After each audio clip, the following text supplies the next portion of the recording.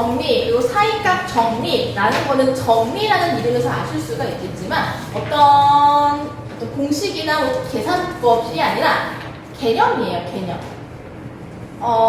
그래서 여러분들 그 개념을 뭐라고 해야 되나? 역시 외워주셔야 합니다. 근데 조건이 있죠. 최대 최소 정리는요, 닫힌 구간에서 연속이다라는 게 중요하겠습니다. 동그라미 해보세요. 함수 fx가 닫힌 구간에서 연속이면 그 구간에서 반드시 최대값과 최소값을 가진다라는 그냥 내용이에요. 그걸 최대 최소 정리라고 하는 거죠.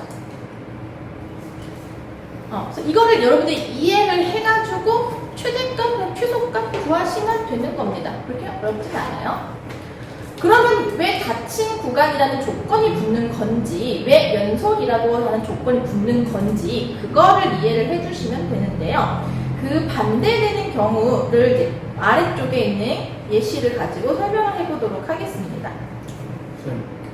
근데 연속이 뭐예요? 연속된다라는 거는 우리가 구체적으로 얘기를 하면은 함수값이 존재하고 극한값이 존재하고 그 두 가지 값이 같은 경우를 연속이라고 하는데, 쉽게 직관적으로 생각을 하면은 끊기지 않는다는 거예요. 쉽게 생각해서 롤러코스터 생각을 해보세요. 롤러코스터를 타는데 중간에 뻥 뚫린 부분이 있으면 죽겠죠?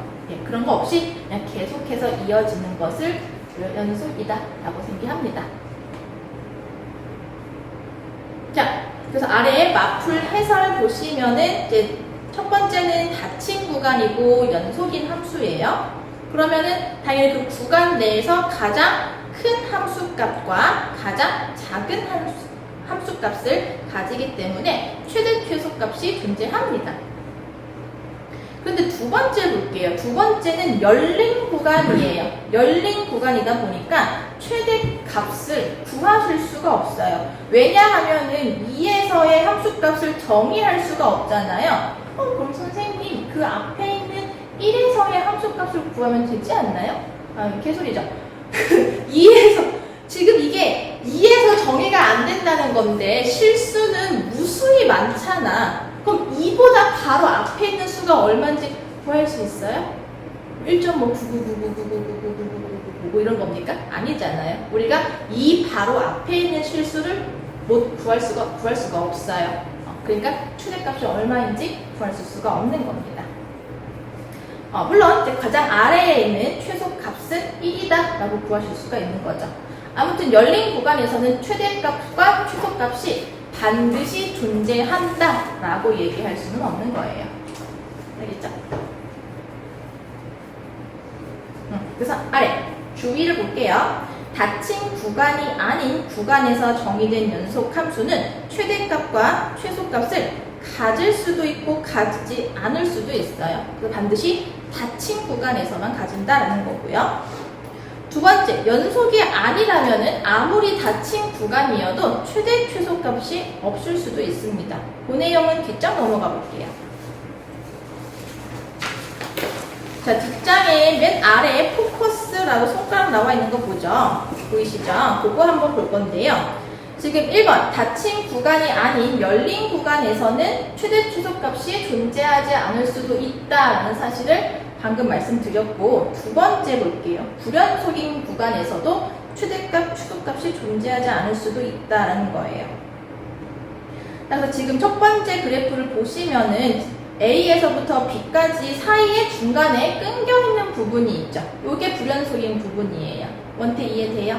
그럼 거기 끊겨져 있는 부분에서는 최대값을 구하실 수가 없죠. 이해돼요? 이해돼요? 이해되냐고요? 끊겨 있어가지고 최대값을 못 구한다는 거. 오른쪽도 마찬가지고요. 그래서 불연속인 경우에도 우리가 최대값, 최소값을 반드시 구할 수 있는 구조는 아닙니다. 예외적으로 구할 수 있는 경우가 있긴 하겠지만 반드시 안 된다는 거예요.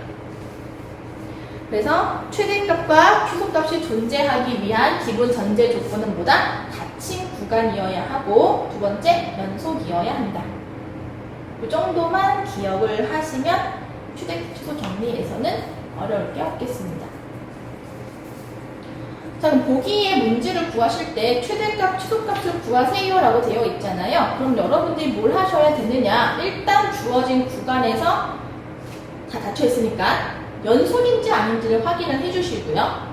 연속이라면은 두 값 중에서 하나를 대입을 하셔서 가장 작은 값을 최소, 가장 큰 값을 최대로 구해주시면 되는데 2차 함수의 경우에는 꼭지점의 좌표를 살펴보셔야 하기 때문에 2차 함수의 경우는 표준형으로 바꿔서 꼭지점의 좌표를 살펴보시면 되는 겁니다. 자, 중요한 거는 이제 사이값 정리입니다. 사이값 정리를 해볼게요.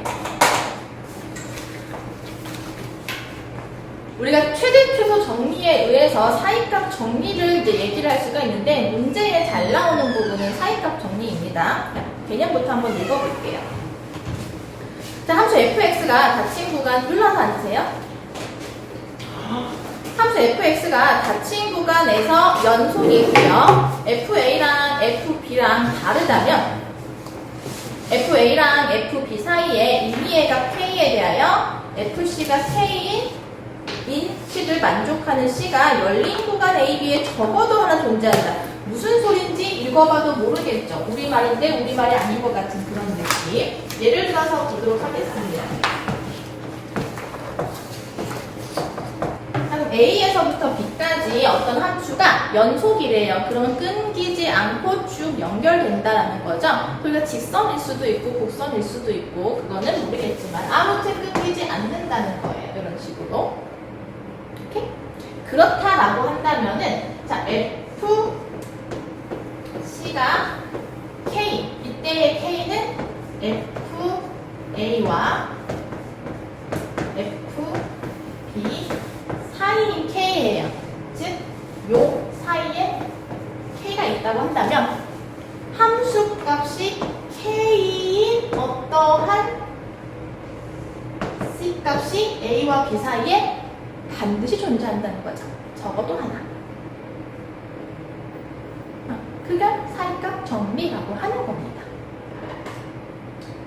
오케이?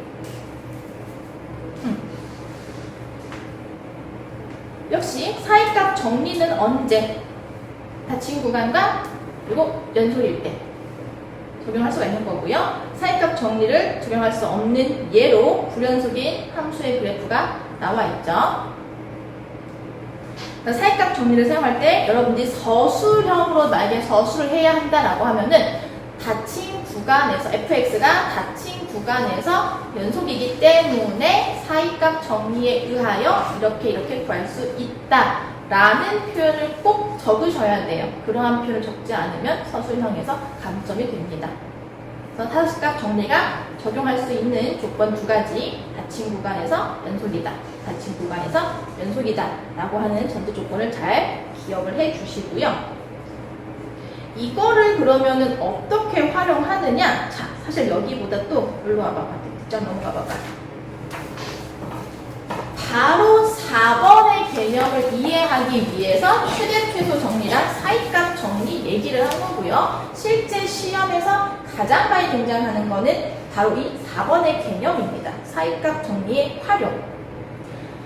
이 사이값 정리를 이용해서 방정식의 실근이 몇 개 존재하는지를 판단하는 거예요. 해를 구하는 게 목적이 아니라 몇 개 존재하는지를 판단하는 게 목적인 거예요. 자, 개념 읽어볼게요. 함수 fx가 닫힌 구간 AB에서 연속이고 FA랑 FB가 서로 다른 부호를 가질 때 거기 형광펜 되어 있긴 하지만 또 박스 쳐주세요. 서로 다른 부호를 가질 때 즉 FA랑 FB의 곱이 음수일 때 그러면 부호가 반대라는 얘기인 거죠. 무도 박스 FA랑 FB의 곱이 음수다의 박스 FA랑 FB의 부호가 서로 반대일 때 사이값 정리에 의하여 FC가 0인 C가 열린 구간 AB 사이에 적어도 하나 존재한다라는 거죠. 무슨 말이냐면은 자 다시 칠판 한번 볼게요.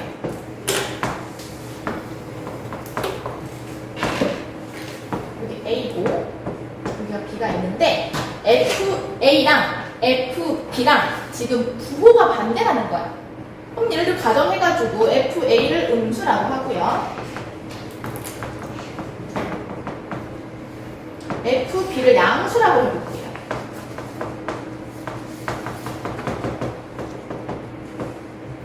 그러면은 얘가 이 구간에 닫힌 구간 AB에서 연속이니까 무조건 이 점과 요 점이 끊기지 않고 연결되겠죠. 어떠한 형태로든지 간에. 그렇다면은 반드시 그 안에 부호가 반대니까 0이 존재할 거 아니야. 양수와 음수 사이니까 0이 존재할 거 아니야. 그지? 함수값이 0인 정씨가 적어도 하나 존재한다는 얘기야. 이해돼? 근데 저 FA하고 FB가 지나는 선 위에 하나 존재하는 거예요? 아니면 그냥 X좌표 0의 위에 존재하는 거예요? 축 위에? 네. X축 위지. 어쨌든 Y값이 0인 선이 X축이니까. 응. 요 X축 위에 하나 존재한다는 거야, 정씨가. 그럼 우리 방정식 fx는 0이라고 하는 방정식의 실근은 y는 fx의 그래프랑 x축과의 교점이었잖아. 그러니까 얘가 방정식의 실근이라는 얘기인 거야. 이해되겠어? 이해되겠어? 이해되겠어? 보자. 어쨌든 한마디로 FA랑 FB랑 함수값의 부호가 반대라면은 그 사이에서 반드시 방정식의 실근이 한 개는 존재한다는 거야. 이제 곡선의 모양에 따라서 뭐 2개 있을 수 있고 3개도 있을 수 있고 한 거긴 한데 어쨌든 적어도 하나는 존재한다는 거지. 그걸 이용해서 이제 여러분들이 실근이 몇 개 있는 거구나를 판단하면 되는 거예요. 그게 이 사이값 정리의 가장 핵심입니다. 오케이? 자, 그래서 아래 보기 4번 문제는 좀 같이 볼게요. 나머지는 제가 건너뛰는 이유가 중요하지 않아서 건너뛰는 게 아니라 여러분들이 각자 읽어보시면 이해할 수 있는 정도의 난이도이기 때문에 각자 하셔라, 각자 공부하셔라 라는 의미에서 건너뛴 거지 그냥 덮어버리면 안 돼요. 꼭 읽어보시고 공부하시고. 자, 보기 4번은 좀 중요하니까 같이 해볼게요. 다음 주어진 방정식이 열린 구간에서 적어도 하나의 실근을 가짐을 보여라. 이런 식으로 서술형 나오면 참 쉽게 좋겠죠. 설명 문제 내기 좋겠죠. 그럼 여러분들이 서술하실 때 아까와 같은 얘기, 닫힌 구간에서 연속이다라는 조건 꼭 밝혀주시고, 그 다음에 구간의 양 끝각 F0과 F1의 부호를 판단하는 거예요. 그러면 0 대입을 했을 때 마이너스 1이니까 음수 나오시고요. 1 대입하시면 2 나오니까 양수가 되죠. 그럼 부호가 반대라는 거를 이렇게 적어주시고, 부호가 반대이니까 따라서 사이값 정리에 의해 적어도 하나의 실근이 존재합니다 라고 마무리해 주시면 된다는 거지.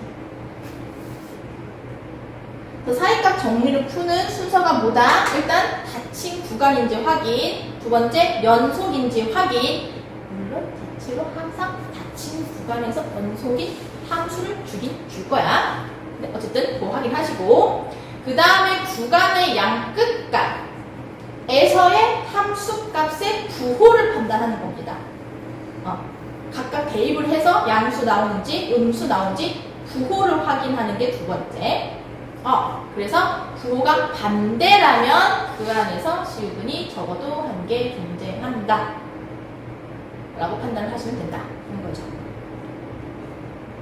자, 그럼 이제 개념은 끝! 문제 풀어보겠습니다.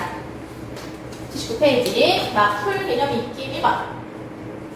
다음 중 주어진 구간에서 최대값과 최소값을 반드시 갖는 것을 물어보았습니다. 그러면은 주어진 구간에서 일단 닫힌 구간인지 열린 구간인지 판단하셔야 되고요. 그 다음에 그 구간에서 연속인지를 판단을 하시면 됩니다. 그럼 1번 한번 보도록 할게요. 일단 구간이 닫힌 구간인데요. 연속인지 보려면은 분모인 x가 0이 될 때는 우리 불연속이죠. 근데 0이 구간 내에 포함되어 있어요. 그래서 연속이지 않습니다. 그래서 반드시 최대값과 최소값을 가지지 않습니다. 자, 2번은 열린 구간이죠? 안 돼요. 자, 3번. 일단 닫힌 구간이고요. 로그 함수는 다 연속인 함수입니다. 그래서 최대값과 최소값이 존재하겠습니다. 그래서 3번이 답이 되겠습니다. 4번. 일단 닫힌 구간인데요. 분모가 0이 되게 하는 1에서는 연속이 안 됩니다. 그래서 연속이 아니기 때문에 X.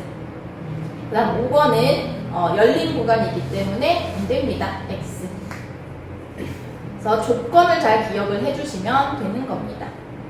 그리고 만약에 최대값과 최소값을 구하세요 라고 한다면은 2차 함수를 제외한 모든 함수는 그냥 구간의 양끝값을 각각 대입을 해서 큰 게 최대값, 작은 게 최소값으로 구해주시면 되고요.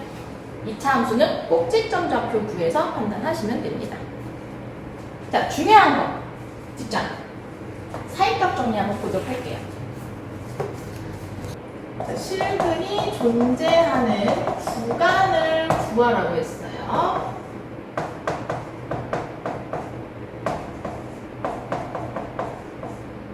지금 보기를 봤더니 정수 단위로 구간이 나와 있고요.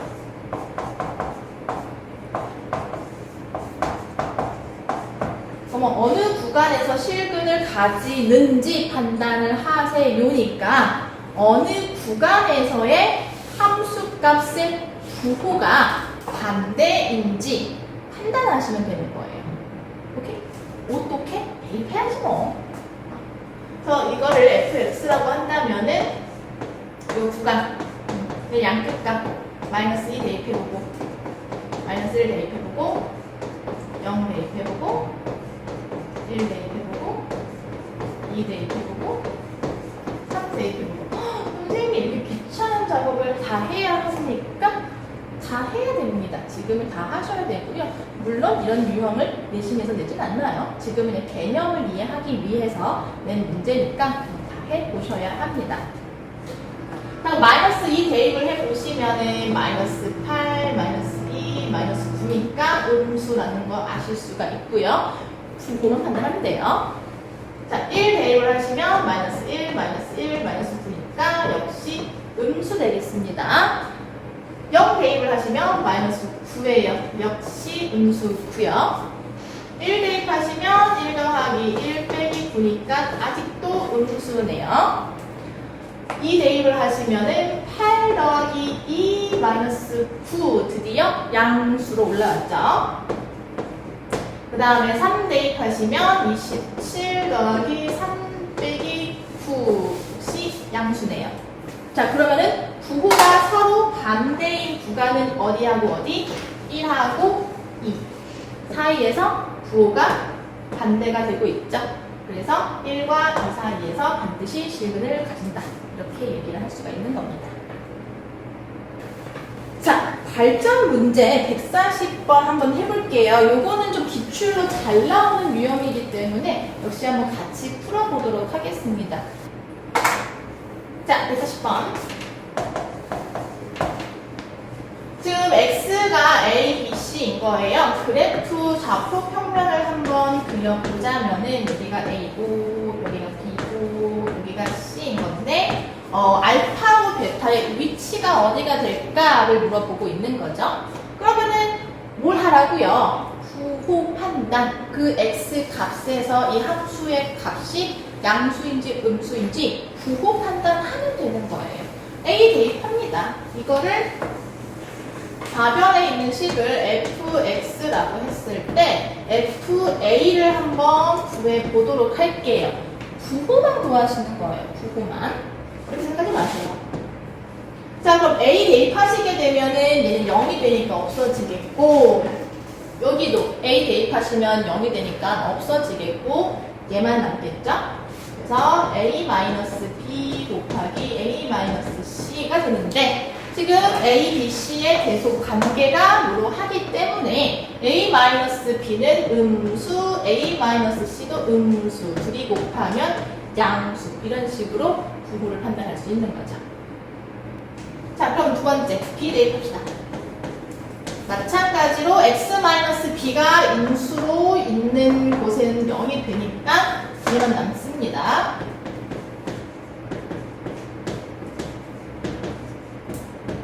그러면은 B-C는 음수, B-A는 양수 되겠습니다. 요거 이해돼요? 안 돼요? 자, B가 C보다 작잖아. 그럼 B-C는 작은 수에서 큰 수 빼는 거야? B-A는 큰 수에서 작은 수 빼는 거지? 양수. 네, 저 A-B랑 A-C. 작은 수에서 큰 수 뺀 거고. 근데 왜 갑자기 저렇게 나온 거예요? 뭐가? 아, 이거 왜 이렇게 나온 거냐고? 여기 X 자리에다가 A 대입을 하는 거죠. 지금 FA는 X에다가 A 대입하는 거예요. 그래서 A 대입을 하는데 A 빼기 A는 0이 되니까 0 곱해봤자 0이 되는 거죠. 저는 싹 사라지고요. 이거 싹 사라지고요. 얘만 남는 거예요. 좋아요. 좋은 질문이에요. 한번 이해됐어? 자, 그러면 우리는 음수 곱하기 양수니까 음수.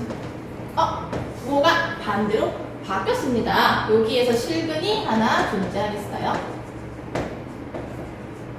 그 다음에 FC도 한번 볼까요? 그럼 X 자리에 이제 C를 대입을 하시는 거니까 여기는 C-A 곱하기 C-B. 여기는 C 대입하시면 0 되겠죠? 사라지고요.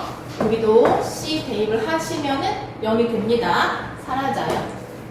그럼 부호 봅시다. C가 큰 수에서 A 작은 수 빼니까 양수. 여기도 큰 수에서 작은 수를 빼는 거니까 양수. 양수 곱하기 양수는 양수. 오! 부호가 또 바뀌었어요. 그러니까 실근이 한 개 존재하겠네요. 따라서 A와 B 사이에 한 개, B와 C 사이에 한 개 존재하는 거고요. 알파와 베타는 알파가 더 작다고 했으니까 여기가 알파, 여기가 베타 되는 겁니다. 그래서 대소관계 구하라고 하면 A가 제일 작고 그 다음에 알파, 그 다음에 B, 그 다음에 베타, 그 다음에 C 이렇게 되겠네요. 자, 지금 문제를 보시면은 조건이 뭐 작게 나누면 3개가 나와 있습니다. 먼저 첫 번째 조건, 이게 의미하는 바가 무엇인지 원태야. 뭐야?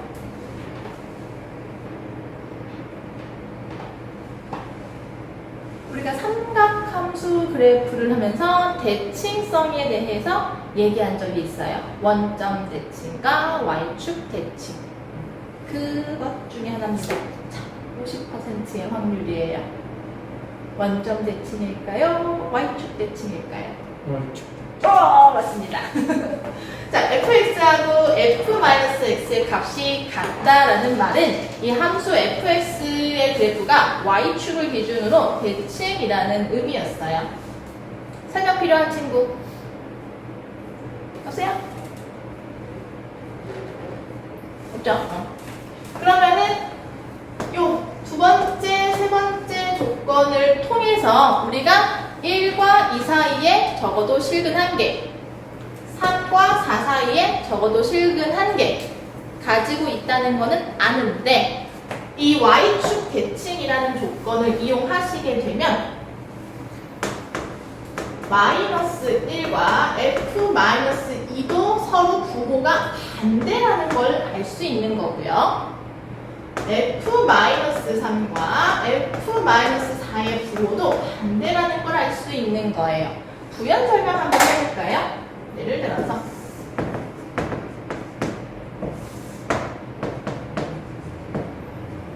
1의 부호가 양수인지 음수인지는 모르니까 그냥 가정해볼게요. 1에서의 와 함수값이 양수라고 한번 가정을 해보겠습니다. 그러면은 당연히 2에서의 함수값은 음수가 되겠죠? 왜? 부호가 반대니까.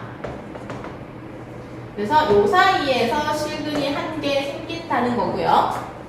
마찬가지로 3과 4의 부호가 각각 얼마인지는 모르지만 일단 반대라고 했으니까 양수라고 한번 생각을 해보고 가정하는 거예요. 그러면은 4는 음수다라고 가정하면 되겠죠? 4는 음수. 그러면은 요 사이에서 역시 실근이 한 개 생긴다는 거예요. 이거 어떻게 연결되긴 하겠지. 자, 근데 얘가 y축 대칭이니까 f1에서의 함수값과 그러니까 x가 마이너스 1에서의 함수값이 동일할 거 아니야? y축 대칭이니까. 그러면은 2에서의 함수값과 마이너스 2에서의 함수값도 동일하겠죠. 그러니 요 둘의 함수값의 부호도 반대. 따라서 여기에서도 실근이 한 개 존재라는 거예요. y축 대칭이니까. 그래서 마찬가지로 마이너스 3과 마이너스 4도 그 부호가 반대이므로 요 사이에서도 실근이 한 개 존재한다라는 거죠. 그러니까 더 많이 있을 수도 있긴 하겠지만 적어도 4개는 존재합니다. 따라서 적어도 4개 존재해요 라고 적어주시면 되겠다. 그래서 이 문제에서의 핵심 키워드는 요 1번의 기호를 y축 대칭이라고 해석을 하시는 게 핵심이 되겠고요. 그 다음에 요 두 번째와 세 번째 조건을 보고 사이값 정리를 떠올릴 수 있으셔야 되겠다. 자, 함수의 극한과 사이값 정리입니다. 우리가 지금까지 배웠던 극한값 구하는 거랑도 이렇게 결합이 될 수가 있어요. 좀 어려울 수 있는 내용이니까 칠판 지우는 동안 한번 보고 계세요. 자, 봅시다. 자, 볼게요. 가나 조건을 보면은 이제 우리한테 좀 익숙하게 느껴지셨으면 좋겠어요. 무슨 꼴? 0분의 0꼴인 거죠. 그럼 우리가 0분의 0꼴 극한 값을 구하는 원리가 뭐였나 잠깐 한번 복습할까요? 0분의 0꼴이면은 일단 인수분해를 하셔서 다항식이라면 인수분해를 하셔서 0이 되게끔 하는 인수를 약분하시고 그 다음에 극한값 함수, 상수 대입해가지고 쓰는 거였죠? 왜 무슨 문제라고? 선우가 콜라를 콜라? 깜짝이야. 자, 그러면은 지금 보세요. 0분의 0꼴이니까 우리 가족권을 통해서 알 수 있는 사실 한 가지는 뭐다? fx에 0을 대입하면 그 함수 값이 0이다. 맞아요? 맞아요? 그래서 가족권을 통해서 우리가 알 수 있는 건 f형이 0이구나. 그러면 또 나조건을 통해서 우리가 알 수 있는 사실은 무엇이다? 0분의 0꼴이니까 fx에 마이너스 1 대입을 하면 그 값이 0이다. 자, 그럼 이렇게 조건이 정리가 됐을 때 제가 인수 정리를 이용하면은 문제가 쉽게 풀린다 라고 했는데 기억나시나요? 그래서 fx가 0을 대입을 했을 때 그 함수값이 0이다 라는 말은 x라고 하는 식을 인수로 가진다. 이해되셔? 인수 정리에 의해서 x를 인수로 가진다. 마찬가지로 마이너스 1을 대입을 했을 때 그 함수값이 0이니까 인수 정리에 의하여 x 더하기 1을 인수로 가진다. 이해되셔?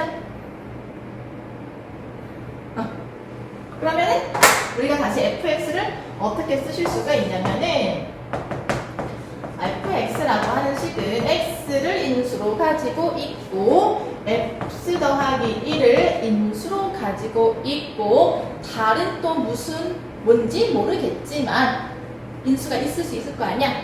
그거를 gx라고 그냥 퉁쳐서 표현을 할게요. 뭔지 모르니까 gx라고 퉁쳐서 쓸게요. 여기까지 오케이? 여기까지 오케이? 오케이? gx가 뭐냐고? 아니, 뭔지 모르니까.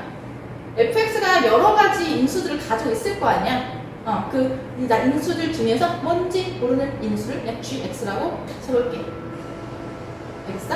그러면은 다시 여기다가 대입을 해서 약분을 해서 1을 요거 가까이 가는 x값 대입을 하시면 극한값 구하실 수가 있는 거죠.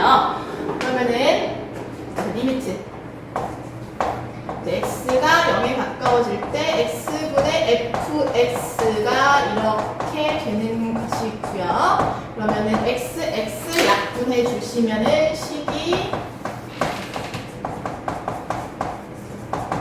이렇게 되는 것이고요. 그래서 x 자리에 이제 0 대입을 하시게 되면은 g 0이 바로 극한값 1이다가 되는 겁니다. 그러면 나도 한번 다시 보자. 자, 리미트 x가 마이너스 1에 가까워지는데 x 더하기 1분의 fx가 이거고요. 그러면 0이 되게 하는 인수인 x 더하기 1을 약분하시면은 이렇게 식이 되겠고요. 마이너스 1 대입을 하시면 이 값이 극한값 3분의 2다. 그러면 g-1은 마이너스 3분의 2이다. 그 다음에 이제 우리가 해석할 수 있는 조건은 다 해석을 했어. 뭐하래? 다시 구하라고 하는 건 뭐였지? 요 닫힌 구간에서 fx는 0에 실근이 몇 개인지를 구하라고 했어. 그치? 그럼 봐라. 일단 f 마이너스 1이 0이었고요. 그죠? 그럼 여기서 실근 하나 가지는 거예요. 아까 설명을 물어본 것처럼. 함수값이 0이잖아. 함수값이 0이잖아. 그럼 마이너스 1에서 실근 가지는 거야. 이해돼? 그 다음에 f 0도 0이었죠. 그럼 여기서도 실근 가지는 거예요. 함수값이 0이니까. 이거 이해돼? 안 돼? 어떻게 안 돼? 봐봐. fx의 그래프가 이렇게 생겼는데 여기 뭐 예를 들어서 a, b, c라고 한다면은 fa의 함수값이 0이잖아.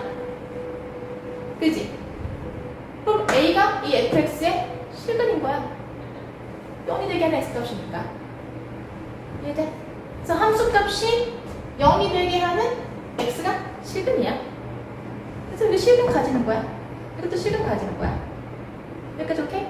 그 다음에 gx의 도움은 우리가 이 개고생을 해가지고 gx의 함수 값을 구했는데 이걸 어디다가 써먹느냐? g0과 g-1의 부호가 지금 어때? 반대잖아. 그럼 gx라고 하는 어떠한 식도 0과 마이너스 1 사이에서 적어도 한 개의 실근을 가진단 말이야. 근데 gx는 fx의 인수잖아. 그럼 gx가 이 사이에서 근 하나 가지면 fx도 그 사이에서 근 하나 가진다는 얘기야. 그래서 이 사이에서 실근이 한 개 바로 존재해. 그래서 필요로 3개, 적어도 3개의 실근을 가진다. 윤재가 여름방학을 맞이해서 한라산 국립공원을 갔는데 해발 750m인 성판 문코스에 이렇게 해서 이렇게 했대. 자, 다음 표는 윤재가 산에 오르는 동안 지나간 지점의 해발 고도를 나타낸 거고요. 자, 문제. 윤재가 A 지점에서 F 지점을 지나는 동안 해발 1250m인 지점을 적어도 몇 번 통과했는지 구하세요 라고 했어요. 이게 사이값 정리랑 무슨 상관이냐? 자, 보자.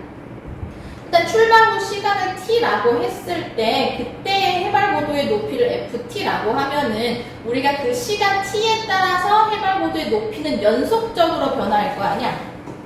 그죠? 뭐 갑자기 순간이동하진 않을 테니까. 그래서 이 ft는 닫힌 구간 7에서부터 13까지 사이에서 연속인 함수가 됩니다. 따라서 이제 그 각각의 지점을 연결을 했을 때 지금 1250m가 지나게 되는 구간은 B하고 C, 그 다음에 C하고 D, 그 다음에 D하고 E 사이에 1250m인 지점을 지나게 된다 이거야. 이해되겠어? B하고 C 사이에 1250이 있죠. 그리고 C하고 D 사이에 1250이 있고요. D하고 E 사이에 1250이 있어요. 이게 조금 어려우시면 그래프를 그려보시면 되고요. 그려볼까? 아니면 표만 봐도 괜찮아? 그려볼까? 그려보면 돼요. 잘해. 그래프 그려볼게요. 이거만 그려볼게요. 연속적이니까 뭐 이렇게 되겠죠, 대충? 그러면은 그 사이에서 1250이면은 여기란 말이야. 1250. 되겠지? 그러면은 여기에서 한 번, 여기에서 한 번, 여기에서 한 번. 1250m에 이렇게 쓸 거야. 그래서 세운대라는 거고요. 어렵지 않죠, 이거는? 좋아요. 존재하도록 하는 정수 K의 개수. 그러면은 우선은 다항 함수이기 때문에 얘네가 이 구간에서 연속입니다. 그죠? 그러면은 우리가 0과 2 사이에서의 함수값의 부호가 반대이면은 적어도 하나 실근이 존재한다라는 게 사이값 정리인 거예요. 다시 이 구간에서, 즉 얘를 내가 fx라고 한다면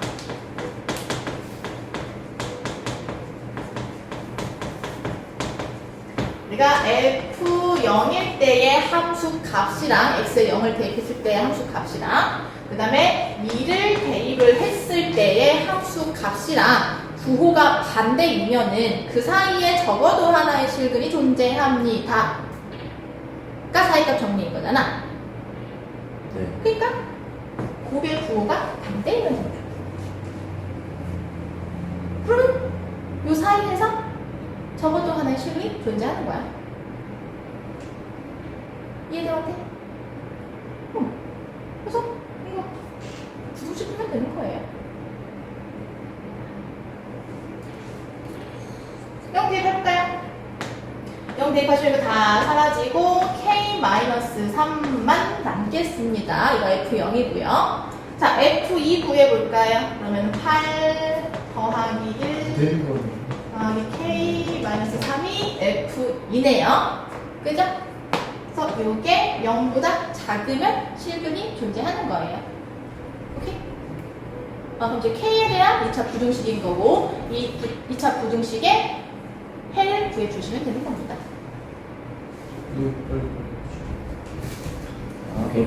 오케이? 그 사이값 정리가 어려운 이유가 학생들이 어떤 방식으로 적용을 하느냐, 이걸 어려워하시는데, 사실 이거밖에 없어요. 부호가 반대면 해가 가진다. 부호가 반대면 해를 가진다. 그 부호를 판단하면 된다라는 거야. 그래서 그게 익숙해지기까지 연습을 좀 해주시면 돼요. 자기도 네, 지금 내려가셔가지고 5층 가셔서